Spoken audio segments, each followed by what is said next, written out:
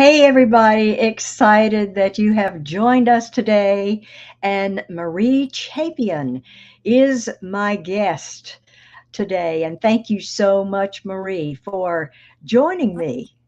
I'm delighted to be here. Oh, that's wonderful. That's wonderful. And I will tell you, Marie, oh, the Lord has certainly blessed her. She has so many gifts that God has given her, and she's going to share a little bit about some of those. She is a psychotherapist. She is founder at the Christian Center for Counseling and Fitness. She is a New York Times best-selling author and podcaster. Wow, your plate is full. That's for sure, Marie. It is. It's true. Oh, oh my goodness. But if you will, please share with us what has God given you to do in this season, and how is faith helping you do it? Such a wonderful question. Janet, I'm an author and artist, and I am a coach, also a spiritual life coach, Mm. and I have a real full plate. But I've been in ministry for 40 years. Yeah, a long Wow, time, a long long time. time. Yes, ma'am. And so what happens is, especially as an author, um, I have to live a life that is so locked into his heart. Um, Mm. to be able to hear him, Yes. not just to write nice things, but to know that what he's saying is coming through clearly. It says in Psalms 94, it says, "Does he who fashioned the ear not hear, and does he who formed the eye not see?" Mm. So, what is he seeing? What is he hearing? Mm. And that's the thing that has to be told, if that's what Mhm. he's asking one to do. It's a huge responsibility, and I don't take it lightly at all. So Mm. the life I lead is not a normal one.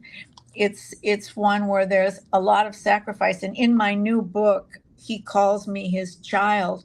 I have a meditation in it. It's got 100 meditations with then affirmations. And one of the meditations is on discipline. And we can't be happy without it. It's just not possible Mm. to lead a really fulfilled life without a sense of discipline and obeying. Obedience is better than sacrifice, Samuel told Saul. And so what is he saying? What is he saying in the morning? And it was really beautiful just Oh, now, prayed before our meeting. yeah. You said to clear out anything that would stand in our way, or Mm. to kind of paraphrase what you said, just clean out everything so that we hear Right, perfectly from you. And right. that's what we should say every Every morning when every we morning. get Absolutely, out I of bed. agree. Clear it all out. Renewing every day. Yes, yes, yes. And so when we think about having his eyes and ears, what does he see? If I were to ask somebody, for example, um, what's going on in the world today? I can almost guarantee that 10 out of 10 would talk about the terrible things that are going on today. Yeah, the But headlines. but Jesus said, but and God's in the Psalms, and Jesus said also, in First Peter says, the eyes of the Lord are toward the righteous, and Mhm. his ear toward their prayer. So Yeah. what are we seeing? What are we hearing? What are we praying? Are we really praying anything beautiful at all? Mm. To have the eyes and ears, of God, is to see what's beautiful too. Right, It isn't that we neglect or avoid or deny what's not beautiful, but right. see through it with the eyes of God. What is he saying, that's beautiful? There's another meditation in this book, this new book of mine that just came out. Yeah. He calls me his child, the eyes and ears of God, talking about, hearing, seeing, wanting to know, what is his mind. And then the Mm, affirmation is, I have spiritual eyes to see beauty, to see the beautiful. The world and its mm, darkness do not control my vision or mhm. what is beautiful to God. Yeah. This Yeah. is my calling, and the same works, for my art. I have this month two works of art in museums, Oh actually. my So goodness. I'm just You delighted. do some illustrating too. Yeah, yeah. Yeah. I've illustrated my children's books. Yeah. Just a Oof. great joy. But there too, there's obedience. You know, Right. There's what are you saying? So everything we are, everything we do, everything I do has to be quiet and listen and just be still. Mm, He brought me to about 10 years ago. He said to me after I had been writing in my writing studio all day and I was cleaning up, and getting ready, just to sort of close shop. And I heard in my heart, will you sit with me for a while?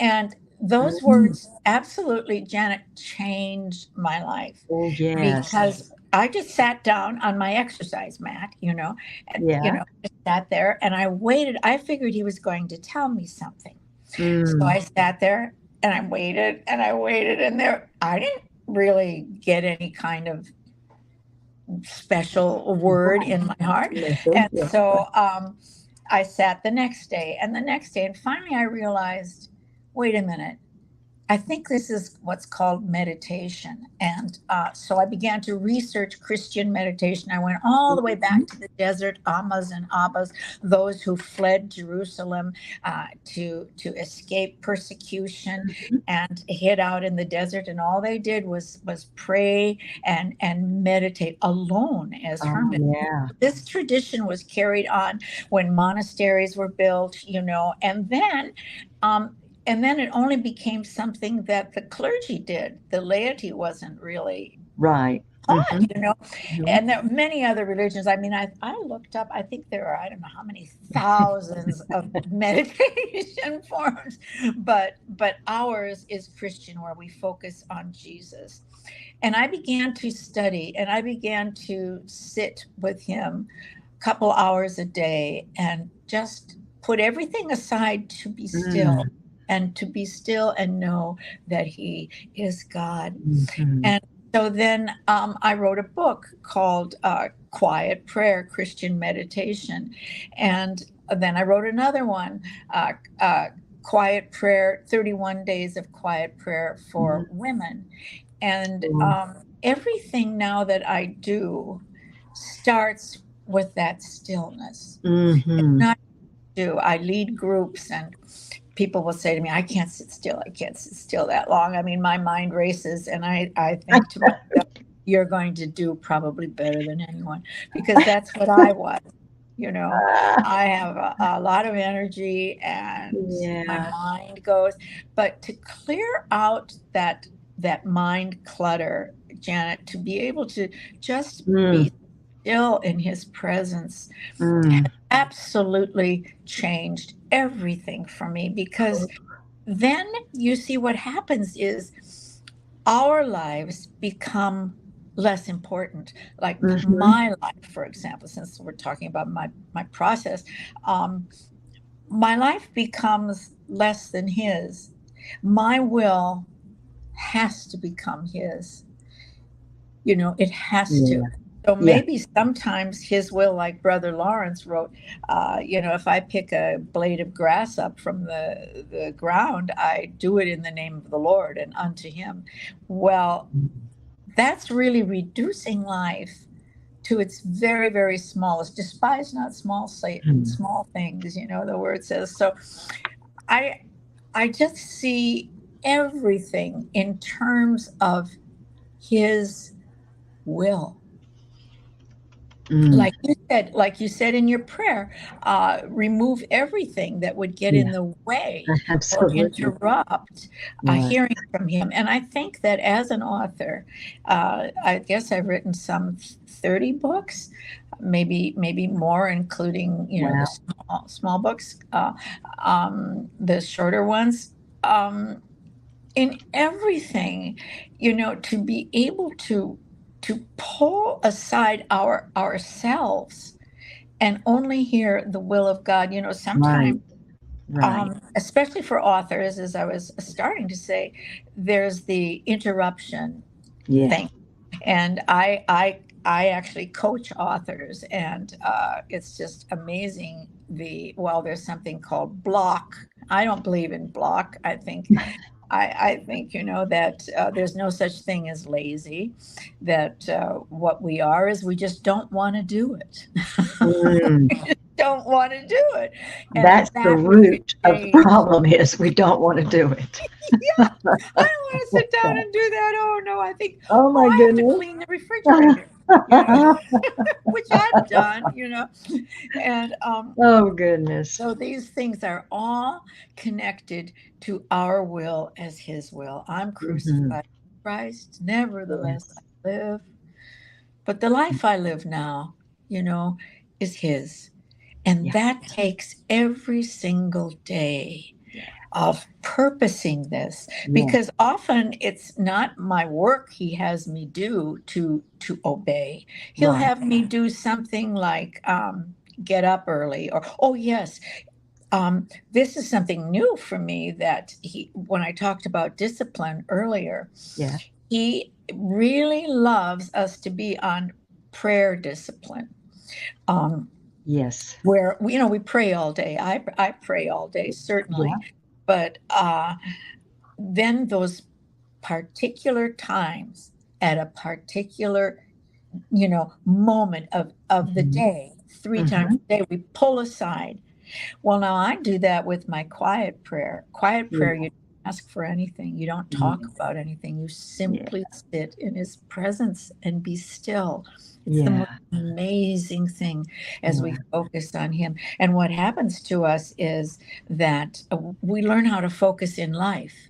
In our daily life, it carries over into our daily life, where we're Mhm. focused on God. And Yes. quiet prayer, where That's I right. quiet down and I tell myself, right now, you have nowhere to go. You have nothing to do. You Yeah. have no work whatsoever. Nobody needs you now. You're just alone with God. Yeah. And oh, Mm. what freedom. That's whom Oh the yeah. sun sets free, Janet, is. And that's God Absolutely. free Absolutely. indeed. Yes, yes.